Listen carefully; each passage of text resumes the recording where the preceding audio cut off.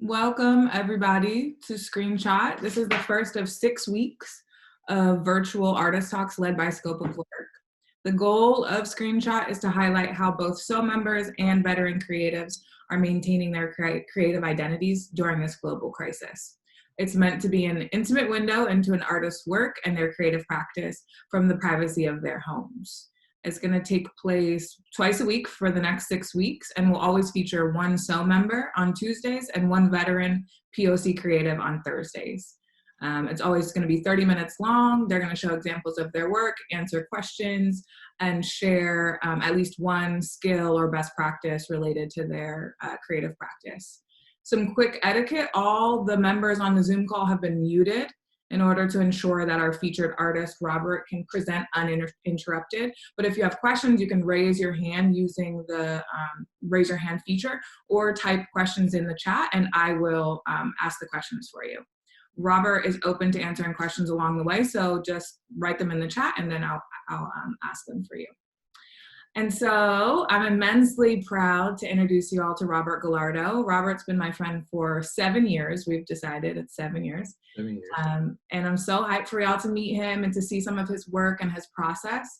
He's a multidisciplinary artist and entrepreneur. The focus of his work is to tell stories through contemporary methods of communication.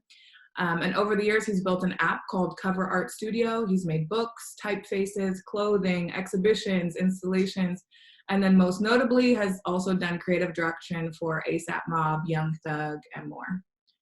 And so that's your intro. I did a good job, I think. Yes, thank you. You did a great job. I appreciate it. How's everybody doing? Everybody's good, hopefully. Staying safe, staying in the house, and staying clean. Thanks, Geneva, for the intro. So let's kind of get it started. I have, basically, I'm a creative director and an entrepreneur, and which are both very vague kind of titles. So I kind of go into what they mean for me. Creative direction, what I do with that is basically helping artists figure out how to present their music in the best way, or musicians figure out how to present their music in the best way. So let's say that there's a guy who has a song and he wants a music video. I might know the guy that would be the guy to shoot the video or edit the video. So I would put them together and I'd bring the idea out of the artist, the musician, and kind of help him organize the idea so that the person he's working with, graphic design or videography wise, or stage design or whatever, knows the vision and knows what they want to do. And on the entrepreneur side, I'm basically just a serial entrepreneur who's been trying to start businesses for the past 10 years.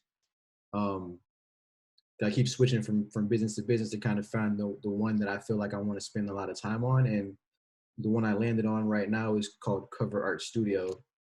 And Cover Art Studio is basically an app for musicians to be able to create their own album artwork on their iPhone. So that's kind of what I've been doing now. I guess I can show some of my work. So let me find my folder with all that stuff in it. Give me a second. And then can you tell us about where you are during the pandemic and how it's affected your work so far? Yeah, so far, the pandemic hasn't changed too much of my process. My process in general revolves around me staying on the computer and sending stuff out to different people. So my day-to-day hasn't changed much. The only thing that has changed is like not being able to do meetings in person. But what I've been able to do to pass the time is like Zoom calls like this, but also just watching a lot of movies, reading a lot of stuff, listening to a lot of music, like giving myself kind of like watch projects, like, oh, let me watch all the movies from a certain director or something like that. So I've kind of just been passing my time like that and taking screenshots along the way and trying to make sure I'm trying to stay inspired along the way. But it's been a lot of just passing the time and keeping sane. Let me see here. Okay, so I have the folder, so I'll share my screen so you can see the folder. And so I'm currently working on the app, like we said. So can you guys see this? Yeah, you can see it. So this is the app in the App Store currently. And this is kind of some of the screenshots of how it looks now. And then these are some screenshots of what we are adding to it. So we're adding the ability to change like shadows, any color, to be able to download different sticker packs, premium and free, to be able to use for your design. So we added a bunch of new content for creatives to be able to use, so you don't have to pay a graphic designer to do their album artwork. We added a bunch of new principal advisory stickers. You gotta it's not loading the whole way. So like when you open it, can you leave it open for a second so it'll load? Okay. And then yeah, just because it's like just taking a little bit of a time. Can you see this? Yeah. So we added a bunch of new principal advisory stickers as well, and a bunch of like premium stickers that can be purchased. And we also added a pro subscription model so that people can just pay $2 a month and have access to all of the stickers. So on the entrepreneur side of my life, like this is what I'm working on for the most part. As far as creative direction, what I'm working on currently is this music video for this guy who just got signed to apparently. And the way I kind of format music video decks is I put the idea first and kind of get the whole concept across. And then I go into the song and kind of time out what parts of the song and what should be showing at those parts of the song, and then explain it right here on the right. And I did this deck using Google Slides so that it can be a collaborative project in case I wanted to have somebody else add some photos, or if I wanted to have somebody work on the text, then we can work on it together using Google Slides, which is a free program. Can you zoom out a little bit? We can only see half of it, like make it smaller. Okay, hold on. We can only see half of the deck. Okay, so what I'll do is open the full file. I'll share my screen with that. Yeah, that file. Yeah, there we go. Perfect. So like the beginning will have the concept, then I'll go in and put pictures for every part of the song so that when it's time to actually shoot it, we know exactly what it's going to actually end up looking like. And so you'll go all the way to the end of the song and kind of like tell the story with images and descriptions. And so those are basically what I'm working on right now, and art. During the pandemic, I'm in St. Petersburg, Florida, which is where my family lives and where I'm from. And that's been actually helping me a lot. So I'm not too much in the mix and in the city. And I've been able to kind of clear my mind. I go for walks a lot, hour-long walks with maybe audio books in my, on my headphones. And kind of I'm just trying to do what everybody else is doing, just trying to stay sane, basically. The pandemic has affected my vibes, show and tell. So like, as far as a music video, the typical creative process for a music video involves me listening to the song a lot, over and over and over, and trying to identify a part of the song that I can like take and then build a whole idea out of. So for instance, the deck I just showed you, there's a line in the song where it says something about like faucet water, I turn the tap on. And so the song's called Tap. And I basically built the whole idea around macro close-up shots of different things going on. And I started with the image of a faucet running, basically. And the way I get my images for the decks is by using Pinterest. So after I have the idea and I kind of know what I want to do, then I go over to Pinterest and start looking for reference images. And I'll share my screen with my Pinterest. Can you guys see this? Yes. So Pinterest, a lot of people think it's for like recipes and interior decoration, and it is for that. And so on the surface, it looks like it's a lot of fluff and a lot of just cute stuff. But when you actually start to dive into it and actually make your own boards, you can really get specific with any idea you're working on. So when it comes to music video stuff, I have an entire board with images that I can use to put into Google Slides, from Pinterest. And so over time, I'm kind of just using this folder and collecting really cool imagery that I could think I can use to tell a story later on, you know? And that's what music videos. Is this the same process that you did for the Rocky video? Like, is this a process every single time? Yeah, for the most part. So I'll get the song first, listen to the music, and kind of try to identify a moment or a theme or anything that was said in the song or how the beat sounds or something that I can pick out a theme from. And then once I have a theme, that I can go on Pinterest and kind of like, let's just say vampires or something like that. And let's say somebody made a song about a vampire. Most of these images are corny, right? But you'll keep scrolling and you might find something, or I might have to go into my video file.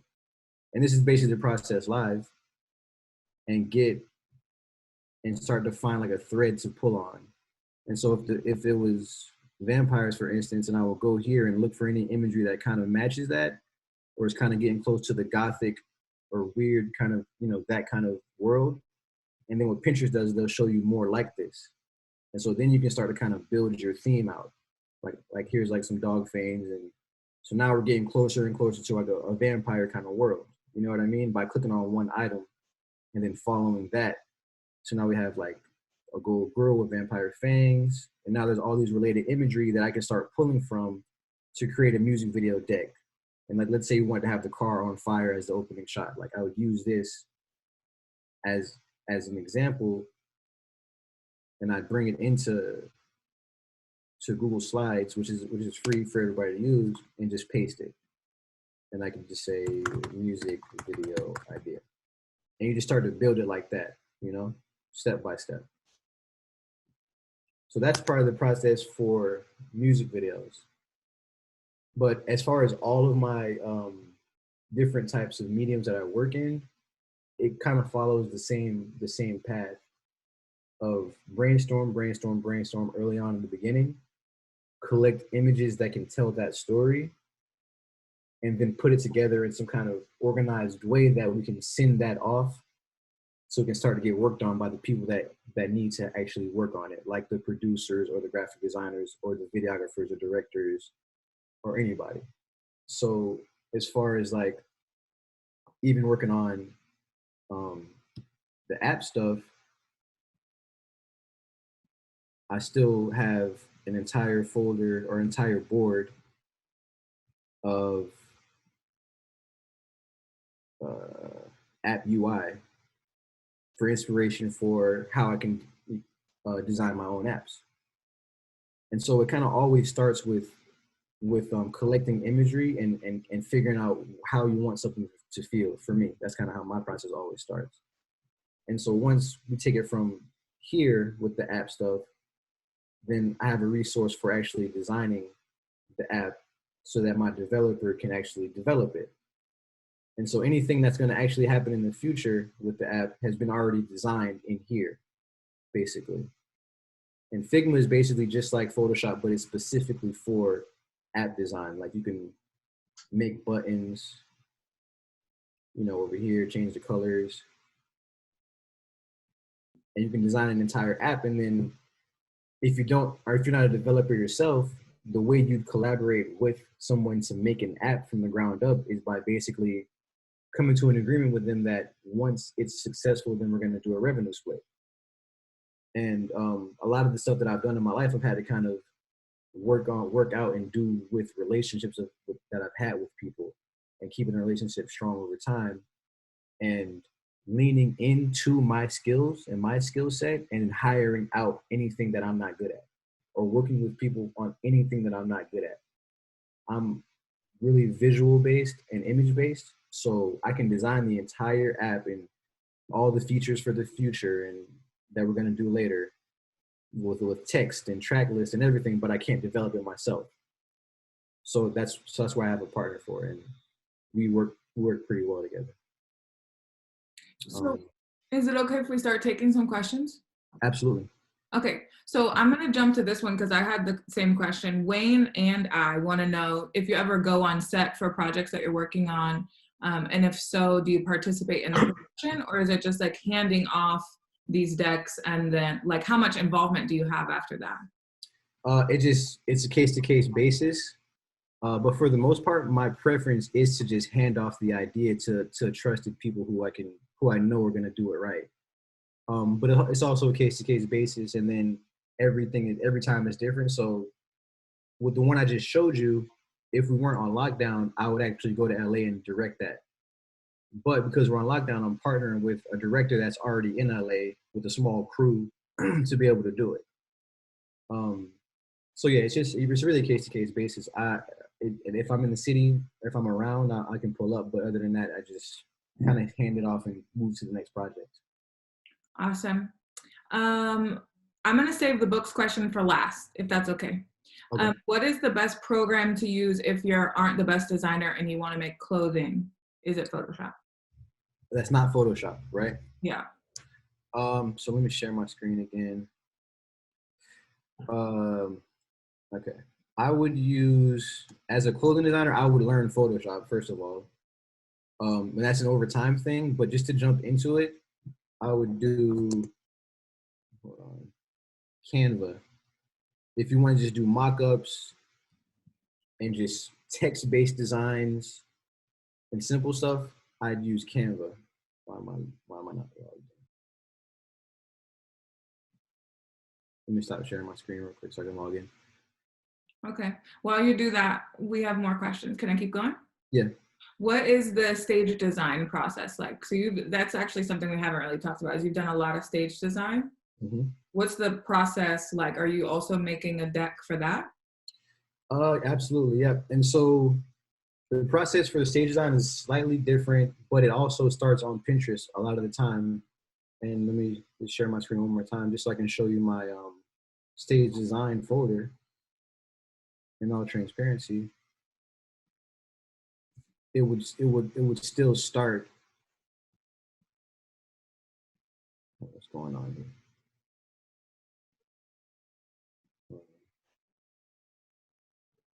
Okay.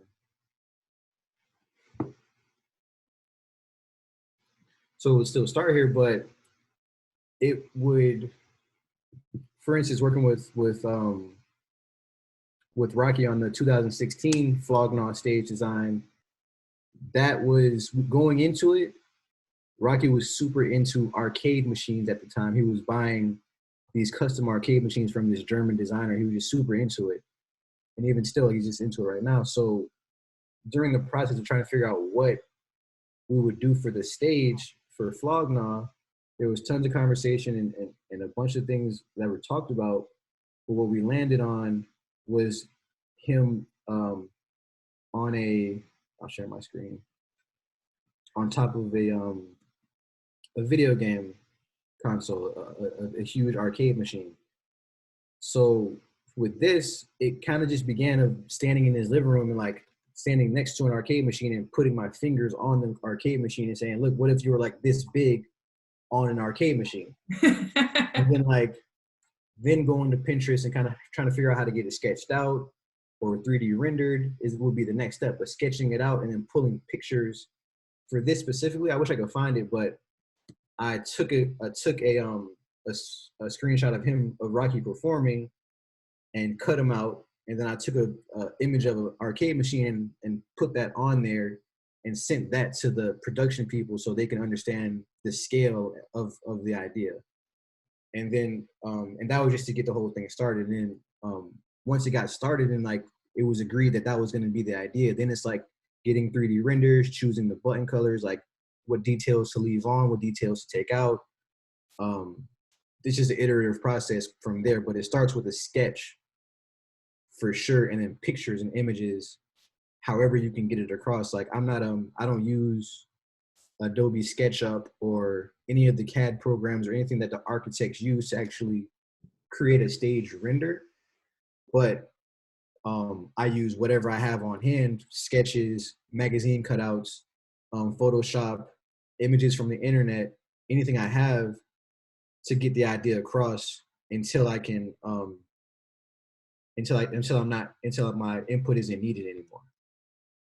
And here's my stage design folder. Again, it's just a bunch of different references from like old operas, you know,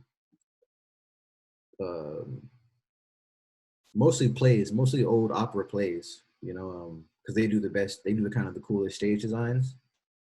But if you look closely enough, some of the stuff that I've done for Rocky, some of it is in here. And I can show you one example specifically if I can find it.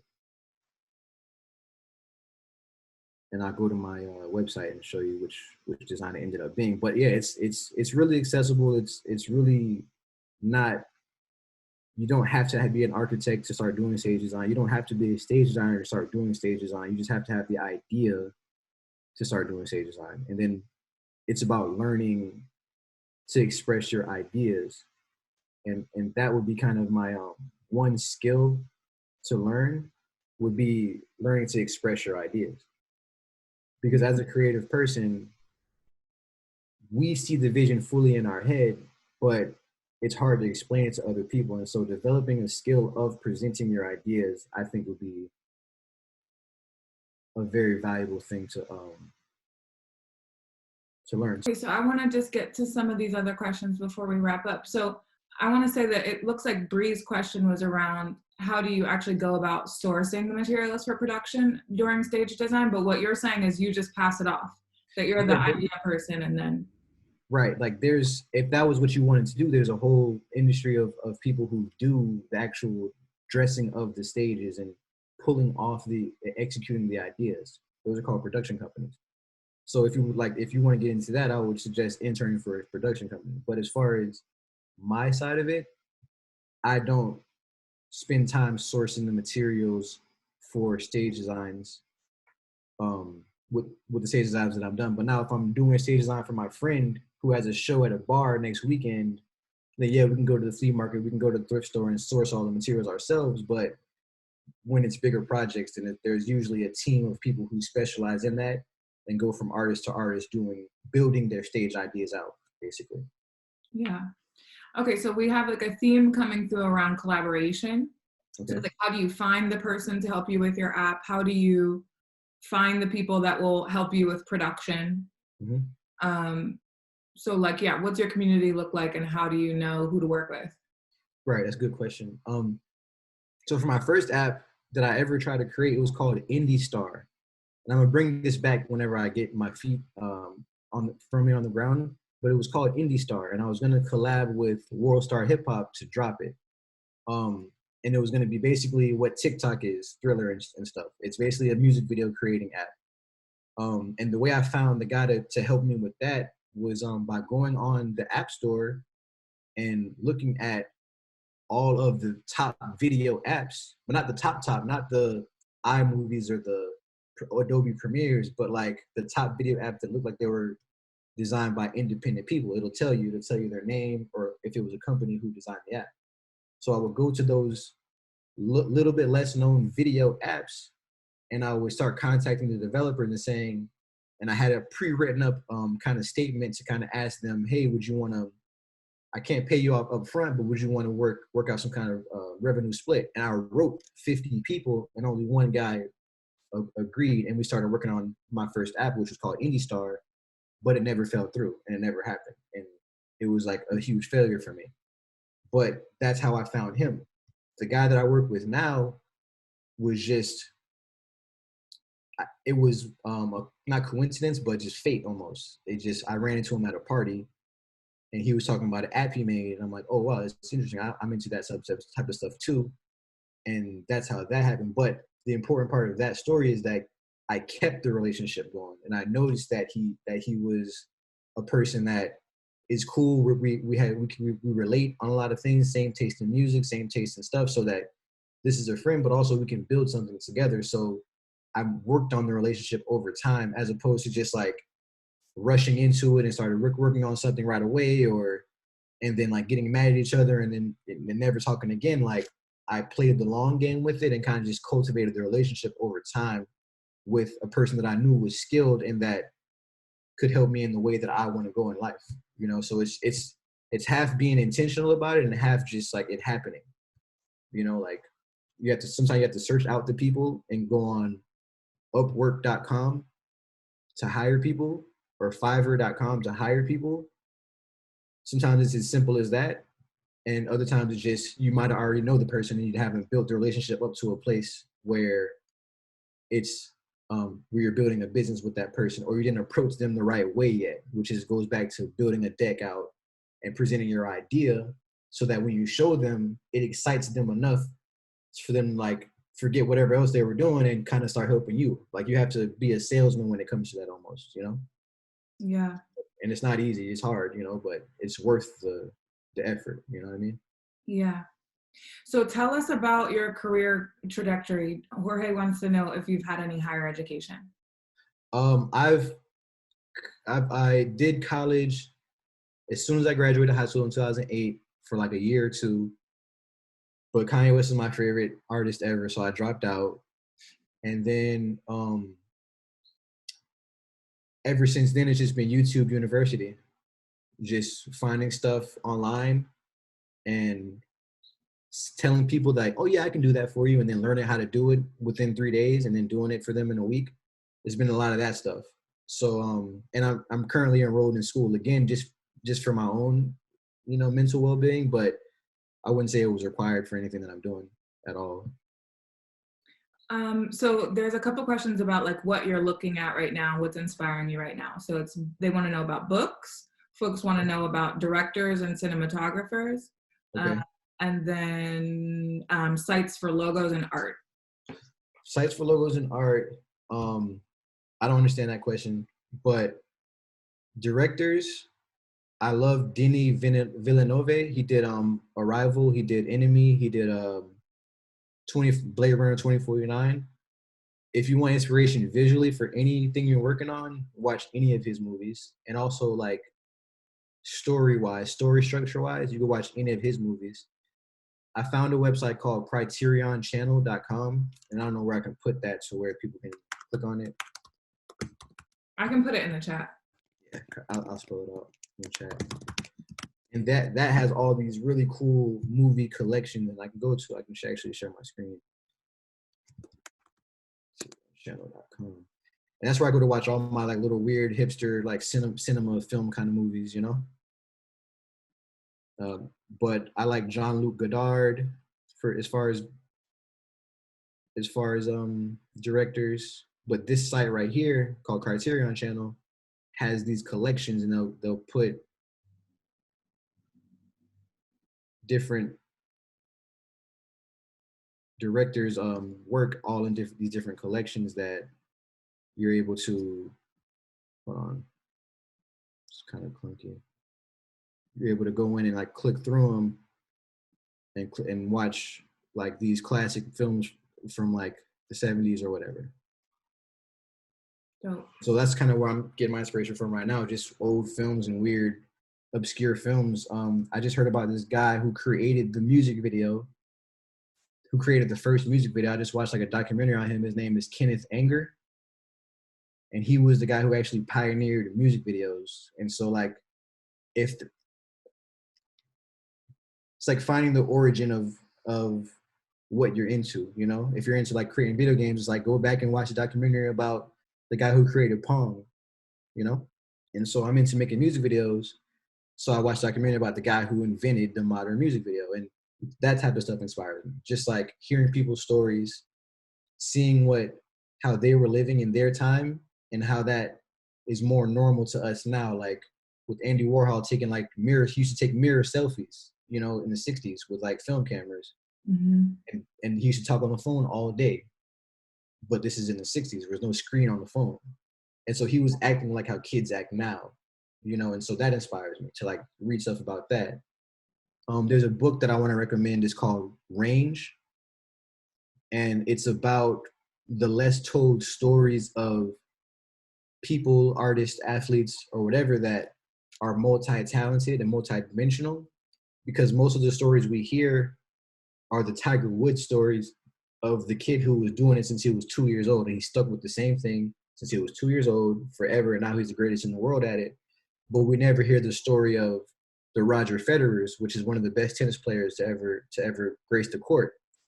He didn't start playing tennis, or he didn't start taking tennis serious until he was 13 years old. But before that, he was doing every sport under the sun.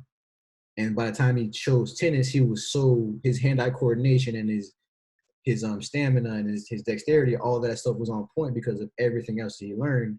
So where now he's starting tennis kind of late in tennis years, but he's the best player ever. And so the book is called Range, if you want to check that out.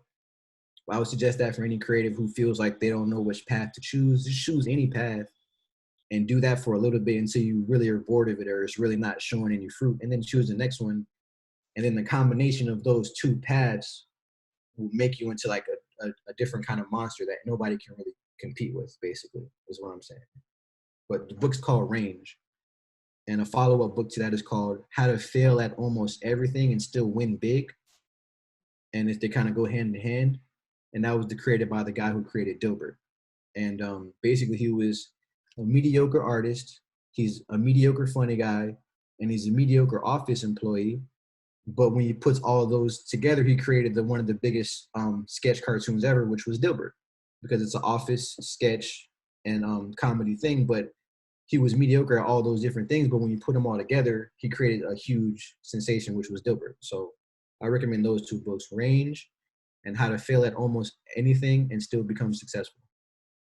Awesome. So we do have to wrap up, but there's a couple questions left. Sons and I'll keep them fast. Someone else had a question around, Antonio, is like, do you ever get distracted during the creative process, and how do you prevent that from happening? And then Sons wants to know about like how you're managing your time, like balancing your time. Yeah, so I answer both of those. Shout out to Sons Cartier, I know him. I answer both of those at the same time because they're kind of the same thing.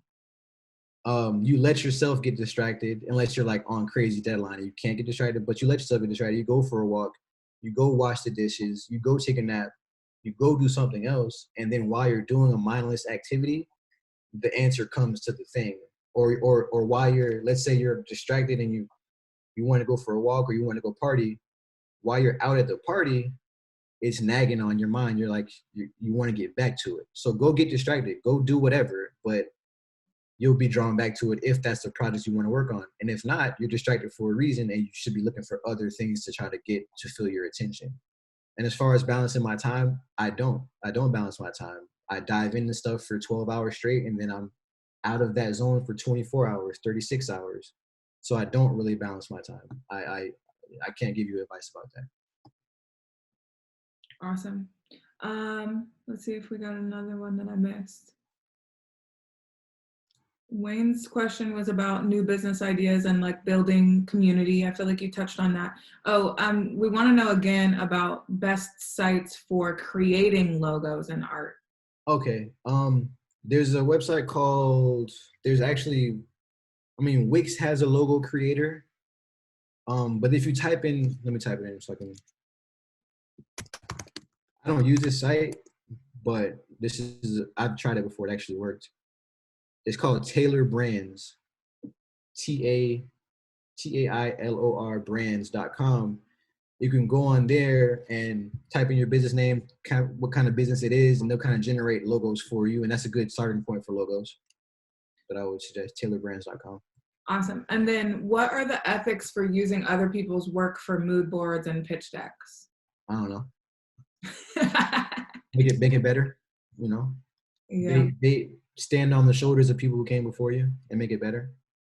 That's my ethics. I don't have time to think about this kind of stuff. It's for other people to think about, and I cannot spend time thinking about that. And then one more. So Aaron is saying, from the research I've done and my familiarity with your work, you've played a heavy hand in the rebranding and revamp of A$AP Rocky's social media presence over the years. Mm-hmm. Do you have a presence in the testing rollout? And if so, what was your role? I creative directed the testing album. That was every visual aspect to that I had input on. When it comes to each individual music video, those were the directors and Rocky really, really going in together. but that's individual music video. But the overall aesthetic of it, the crash test dummies, the yellow and black, all the themes that were kind of touched on visually, I had a hand in all of that stuff. And that was just literally going to the studio in London, hearing the music. Rocky's like, oh, the album's gonna be called Testing, you know, kind of like Lab Rat, da da da da. He kind of like gave me a rundown of what he was thinking, and like I went away for 30 minutes, smoked some weed, and came back with 100 images that all kind of looked cohesive, and we kind of just started building it from there. The whole aesthetic of it, the crash test dummy and all that stuff was just born out of going to the studio and collecting images together and being like, testing, what about crash test dummies? You know, like kind of like throwing out ideas like that, you know? So that's awesome. Everybody is saying thank you. So I want to say thank you too. Can you plug Cover Art Studio one more time? Like, what is it? How can folks use it? Cover Art Studio, go on the App Store and type in Cover Art Studio, or just type in Cover Art because it's the top app for cover art. It's for musicians to create your own cover art. Don't rely on a graphic designer. Don't wait on anybody. If you got to put a song out, put it out today, but use Cover Art Studio to be able to do that. And we're working on an update right now that should be out in a couple days if Apple stops tripping. So go download Cover Art Studio, make your own album artwork. If you don't make music, tell a friend, but it's like the hottest app for making your own album artwork. It's amazing. Thank you so much. I appreciate all y'all for tuning in. Hit me up anytime. I'm available. Just talk. Follow Robert on IG. Follow Scope of Work. Yes. Love y'all. Okay. Bye. Bye. Thank you, Robert. Bye. Thanks. See you soon. Bye, y'all. See you next week. Yeah. Same time, same place.